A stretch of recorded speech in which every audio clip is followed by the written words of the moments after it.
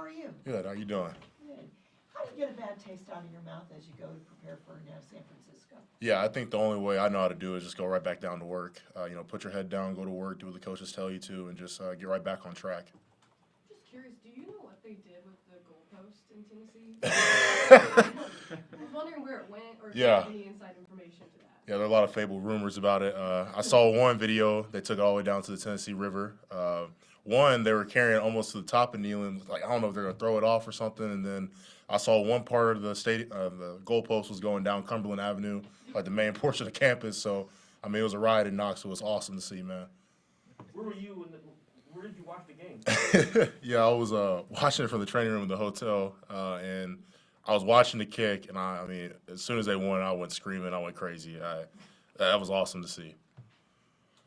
Trey, talk a little bit about the San Francisco defense. They're #1 in several categories.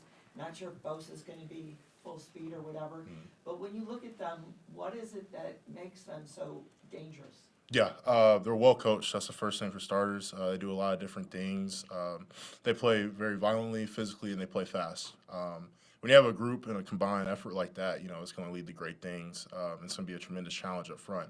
They have a lot of really good players as well, guys like Bosa, Arik Armstead, some young guys they brought in as well, but they're a very talented group. It's going to be a challenge up front.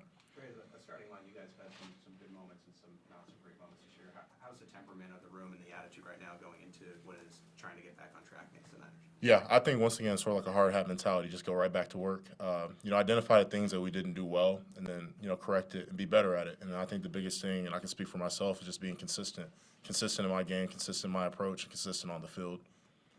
This season, Trey, it seems like every week you're facing one of the best defensive lines in the NFL early in the season. How can that prepare you for later on when it really matters in the playoffs? Yeah, in this league, every week you have to be prepared. You have to be on your P's and Q's because the opponent next to you, across from you, is going to be prepared. And from the talent standpoint, once again, it's the NFL. Everyone's talented. Everyone has the ability.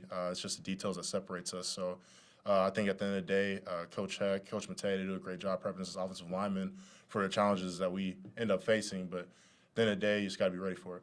Kind of related to that, playing in the trenches, offensive line, defensive line, it's an emotional part of the game, and you're getting everybody's best shot every single week. There's going to be weeks it's hard to match that mentality every single week. How do you kind of manage that when you know that you're going to get kind of punched in the mouth every week, and it's hard to maintain that through 17 straight games? Yeah, I think that's just the grind of football. It's the grind of the NFL. It's the grind of being a lineman, in the league. Something you got to take pride in, the fact that it's a tough job. Not everyone's made for it.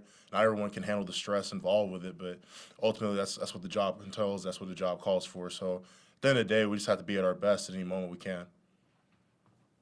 Okay, thanks, Trey. Thank you all. And go Vols. Go Vols.